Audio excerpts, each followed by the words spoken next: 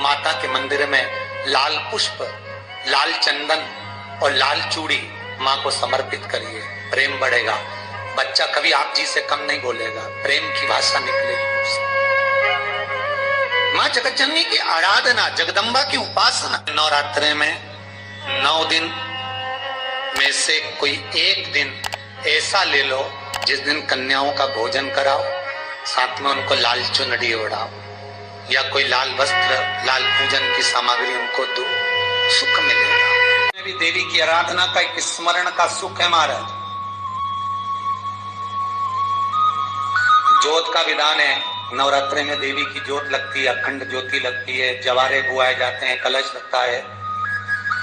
ज्योत का भी विधान है, जिसके यहाँ दिया अखंड जलाया जाता है, अगर वो दिए की लो, दिए की बाती अगर दक्षिण दिशा की होती है तो उसके घर में साल भर में एक घात जरूर होती है।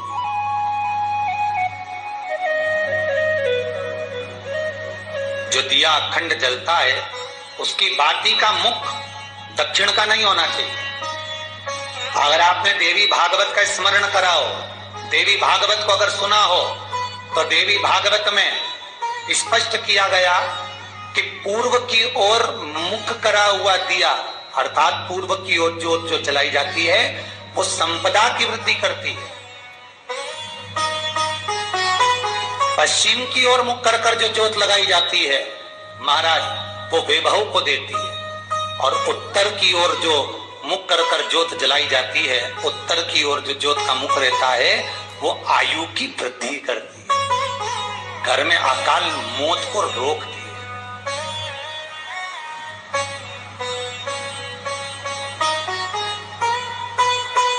रात्रि का जो भाव तत्व है उसको भी अच्छे से समझ लेना। दक्षिण की ओर ज्योत ना लगाएं, अगर आपको लगाना है पूरब की लगाएं, पश्चिम की लगाएं या उत्तर की लगाएं। और जितने दिन महारानी जगदम्बा जगत धात्री दुर्गा भवानी अब की बार माता जी घोड़े पर आई है, हर बार देवी बदल बदल के आती है, इस बार जो नवरात्रे आए वो घोड़े के आए। तो घोड़े पर जो देवी जी आती है वो समृद्धि को देने वाली आती है, लक्ष्मी की वृद्धि करने वाली आती है। जैसी घोड़े की रफ्तार होती है उस रफ्तार से लक्ष्मी घर में आती है। तो ये मत सोचना कि कोरोना महामारी ने हमको नीचे गिरा दिया या कोरोना महामारी ने रोक दिया, कमाई के स्रोत रोक दिए, धन रोक दिया, चिंता मत करना। मेरी माँ जगत जननी दुर्गा भवानी अब की बार घोड़े पर आई है, साल भर में इतना धन दे देगी कि आपने पीछे के 4 साल में नहीं कमाया होगा, इतनी मेरी माँ भंडार भर देगी। ये घोड़े पर आई है, कोई साधारण नहीं हो सकता। देवी भागवत में स्पष्ट किया गया, जब जगदम्बा मगर पर आती है उसका भाव अलग है, और जगदम्बा जब हाथी पर आती है उसका भाव अलग है, और जगदम्बा जब घोड़े पर आती है तो जगत को समृद्धिवान बना देती है, वैभव में कमी नहीं आती। अभी भले दुनिया के लोग अभी रोते हैं कि पैसा नहीं आ रहा, कोरोना महामारी ने सब तोड़ दिया, रोक दिया, पर चिंता ना करना। मेरी माँ अगर घोड़े पर आई है तो उसका सुख आपको जरूर मिलेगा। एक जरा सी मिट्टी की दुकान भी अगर आप खोल कर बैठेंगे तो चांदी और सोना के बराबर कमाएंगे, इतना धन देगी वो माँ। साधारण नहीं है मेरी माता। तात्विक सुख का आनंद देने वाली, लाभ तत्व प्रदान करने। और नवरात्रि में भी अगर आपकी कोई कामना है, आपकी अगर इच्छा है, आपका मन है, तो जगत जननी की आराधना करो। पति और पत्नी में अगर क्लेश है तो जगदम्बा के मंदिर में मक्खन चढ़ाओ, प्रेम बढ़ जाएगा। आपको लगता है कि पति कोई अन्य स्त्री से लगा हुआ है या परिवार टूट रहा है, तलाक तक पहुंच गया है, तो माता के मंदिर में आप ध्वजा लगवाइए, उस ध्वजा पर मक्खन लगाकर लगवाइए, आपको लाभ मिलेगा। महाराज, यदि आपको लगता है कि बच्चे बहुत ज्यादा अपशब्द बोल रहे हैं, मुंह चला रहे हैं और प्रेम नहीं रख रहे, तो माता के मंदिर में लाल पुष्प, लाल चंदन और लाल चूड़ी माँ को समर्पित करिए, प्रेम बढ़ेगा। बच्चा कभी आप जी से कम नहीं बोलेगा, प्रेम की भाषा निकलेगी। माँ जगत जननी की आराधना, जगदम्बा की उपासना। नवरात्रे में 9 दिन में से कोई एक दिन ऐसा ले लो जिस दिन कन्याओं का भोजन कराओ, साथ में उनको लाल चुनरी ओढ़ाओ या कोई लाल वस्त्र, लाल पूजन की सामग्री उनको दो, सुख मिलेगा, आनंद आएगा। सती कथा में कही थी कि नवरात्रे एकम से प्रारंभ नहीं होते, अमावस्या की रात्रि से प्रारंभ हो जाते, इसलिए उसको कहते हैं नवरात्रे। क्योंकि नवमी के दिन माता जी का विसर्जन हो जाता है, जवारों का विसर्जन हो जाता है, व्रत करने वाले कन्या पूजन भोजन भंडारा कराकर विराम दे देते हैं। तो नवमी की रात्रि उसमें नहीं जुड़ा पाती, उसमें रात्रि अगर जुड़ती है तो ये अमावस्या की रात्रि से जुड़ना प्रारंभ होता है, तब जाकर वो नवरात्रि पूर्ण हो पाती है। पितृलोक में पितृ जैसे निवास होकर भी इंतजार करते हैं। 4 नवरात्रे हैं तो 4 ही श्राद्ध हैं। आज मौनी अमावस्या है, श्राद्ध का विराम हो जाता है और कथा अर्थात नवरात्रे प्रारंभ हो जाते हैं दूसरे दिन।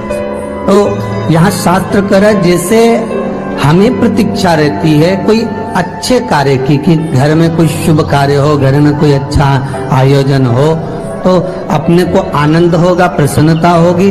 उसी तरह हमारे जो पूर्वज चले गए, जो पूर्वज चाहे वो अधोगति में गए हों, चाहे वो देवगति में गए हों, चाहे वो पितृलोक में निवास कर रहे हों, तो जितने भी पितृलोक में निवास करने वाले पूर्वज होते हैं वो भी ये विचार करते हैं कि हमारे घर के वंश द्वारा, हमारे वंशजों द्वारा कोई ऐसा सत्कर्म हो जिससे हमारे जीवन की भी तृप्ति हो और हमें आनंद की अनुभूति हो। और ध्यान दीजिएगा महाराज, आपको चैत्री नवरात्रि का स्मरण होगा, आपको शरदी नवरात्रि का स्मरण होगा, पर जो आषाढ़ में और माघ में जो नवरात्रे पढ़ते हैं इसका एक आनंद ही दूसरा रहता है।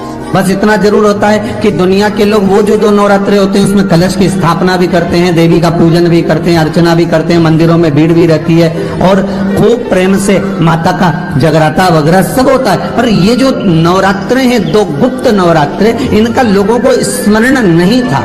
वो तो धीरे धीरे ये टीवी चैनल के माध्यम से कथाकारों ने, वक्ताओं ने स्मरण कराना जब चालू करा, धीरे धीरे बताना, मार्गदर्शन करना जब चालू करा, तब लोगों को ज्ञात होता गया कि कोई गुप्त नवरात्रा भी होता है, उसमें भी देवी की आराधना होती है। ये चारों नवरात्रे अलग अलग अवस्था के हैं, अलग अलग सुख के हैं और अलग अलग आनंद के। आपके घर में पितृदोष है, आपको ऐसा महसूस होता है, तो किसी भी नवरात्रि के पहले जो अमावस्या पड़ती है, जिस दिन अमावस्या रहे उस दिन चावल की कटोरी में एक कपूर का टुकड़ा रख दीजिए, छोटा सा, और कपूर का टुकड़ा रखकर उस कपूर को दरवाजे के बाहर कटोरी में ही, चावल रखी हुई कटोरी में ही उसको पितरों का स्मरण कर कर जला दीजिए।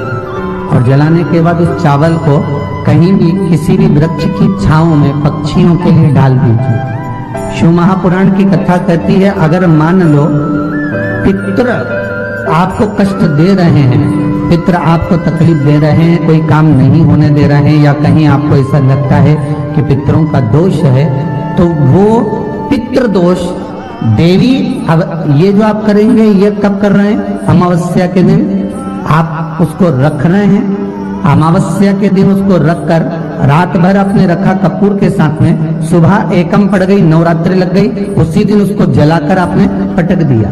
अर्थात उससे देवी और पितृ इन दोनों का आशीर्वाद जो प्राप्त होता है, तो घर में से पितृदोष समाप्त होकर लक्ष्मी की वृद्धि प्रारंभ हो जाती है, कार्य में सिद्धता आ जाती है। और नवरात्रि में भी देवी की आराधना का एक स्मरण का सुख है महाराज। ज्योत का विधान है, नवरात्रि में देवी की ज्योत लगती है, अखंड ज्योति लगती है, जवारे बुआए जाते हैं, कलश लगता है, ज्योत का भी विधान है। जिसके यहाँ दिया अखंड जलाया जाता है, अगर वो दिए की लो, दिए की बाती अगर दक्षिण दिशा की होती है तो उसके घर में साल भर में एक घात जरूर होती है। जो दिया अखंड जलता है उसकी बाती का मुख दक्षिण का नहीं होना चाहिए। अगर आपने देवी भागवत का स्मरण करा हो, देवी भागवत को अगर सुना हो, तो देवी भागवत में स्पष्ट किया गया कि पूर्व की ओर मुख करा हुआ दिया, अर्थात पूर्व की ओर ज्योत जो जलाई जाती है वो संपदा की वृद्धि करती है। पश्चिम की ओर मुख कर कर जो ज्योत लगाई जाती है महाराज, वो बेबहू को देती है। और उत्तर की ओर जो मुख कर कर ज्योत जलाई जाती है, उत्तर की ओर जो ज्योत का मुख रहता है, वो आयु की वृद्धि